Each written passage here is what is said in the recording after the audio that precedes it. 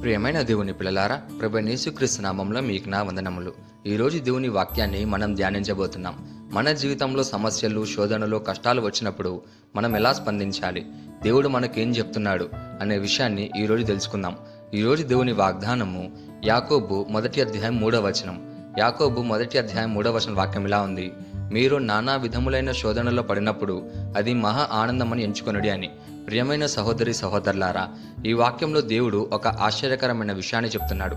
మనకి శోధనలు, కష్టాలు వచ్చినప్పుడు మనం సాధారణంగా బాధపడతాం, దేవుని అడుగుతాం, ఎందుకు నాకు ఇలా జరుగుతుంది అని. కానీ దేవుని వాక్యం చెప్తుంది, శోధనలు వచ్చినప్పుడు దుఃఖపడకుండా వాటిని ఆనందంగా స్వీకరించండి అని. ఎందుకంటే శోధనలు మన విశ్వాసాన్ని పరీక్షిస్తాయి, అవి మనల్ని ఆత్మీయంగా బలపరుస్తాయి. దేవుడు మన జీవితాన్ని మెరుగుపరచడానికి వాటిని ఉపయోగిస్తాడు. అంటే శోధన అంటే శాపం కాదు, అది దేవుని శిక్షణ. దీనికి ఒక గొప్ప ఉదాహరణ పౌలు జీవితం. పౌలు జీవితంలో శోధనలు, బాధలు, కష్టాలు నిండి ఉంది. అయినప్పటికీ ఆయన విశ్వాసం ఎప్పుడూ తగ్గలేదు. దేవుడు ఆయనను ఎలా ఉపయోగించుకున్నాడో కొన్ని ముఖ్యమైన సంఘటనలు చూద్దాం. మొదటిగా ఫిలిప్పీలో కొట్టబడి జైల్లో పెట్టబడిన సంఘటన. పౌలు మరియు సీలలు ఫిలిప్పీ పట్టణంలో సువార్త ప్రకటిస్తున్నప్పుడు ఒక దాసి అయిన అమ్మాయి చెడు ఆత్మ నుండి విమోచించారు. ఆ అమ్మాయి యజమానులకు లాభం రావడం ఆగిపోయింది. అందుకే వారు కోపంతో పౌలు సీలలను పట్టుకొని ప్రజల ముందుకు తీసుకుని వచ్చి కొట్టారు. వారి బట్టలను తీసేసి ప్రజల ముందే దారుణంగా కొట్టించారు. తర్వాత జైల్లో లోపల గదిలో పెట్టి కాళ్లకు సంకెళ్లు వేశారు. ఇంత బాధాకరమైన పరిస్థితి. కానీ రాత్రి సమయంలో పౌలు సీలలు ఏం చేశారంటే, వారు దేవుణ్ణి ప్రార్థిస్తూ స్తోత్ర గీతాలు పాడారు. ఆ సమయంలో ఒక పెద్ద భూకంపం సంభవించింది. జైలు తలుపులు తెరుచుకున్నాయి, బంధకాలు విడిపోయాయి. ఆ సంఘటన వల్ల చెరసాల అధికారి మరియు అతని కుటుంబం యేసయ్యను విశ్వసించారు. ఒక శోధన అనేక మంది రక్షణకు కారణమైంది. రెండోదిగా పౌలు అనేక సార్లు ప్రాణహాని ఎదుర్కొన్నాడు. పౌలు స్వార్థ ప్రకటిస్తున్నప్పుడు యూదులు మరియు ఇతరులు అతన్ని చంపడానికి అనేక సార్లు ప్రయత్నించారు.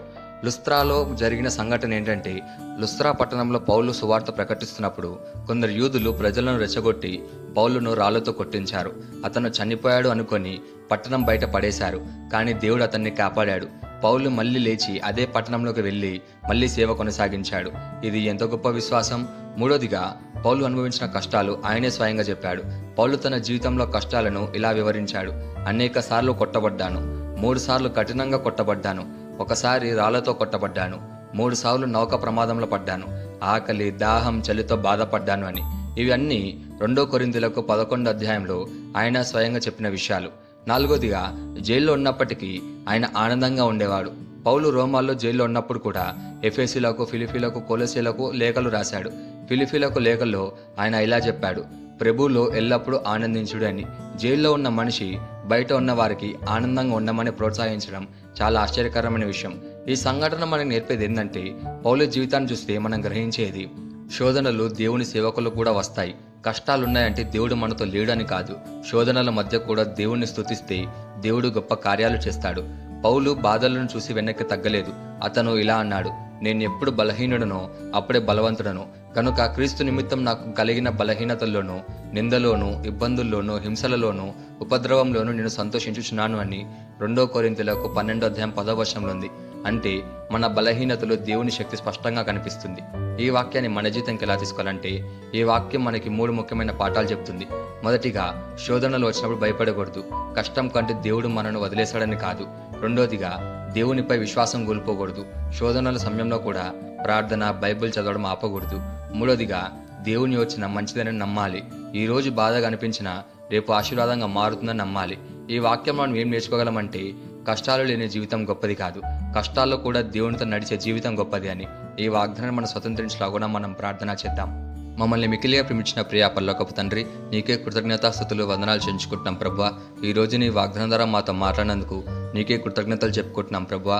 శోధనలు వచ్చినప్పుడు మేము నిరాశ పడకుండా ఆనందంతో వాటిని ఎదుర్కొనే విశ్వాసాన్ని మాకు ప్రసాదించండి. అపోస్తలుడైన పౌలులాగా కష్టాల్లో కూడా నేను స్తుతించే హృదయాన్ని మాకు ప్రసాదించండి. మా విశ్వాసాన్ని బలపరచండి.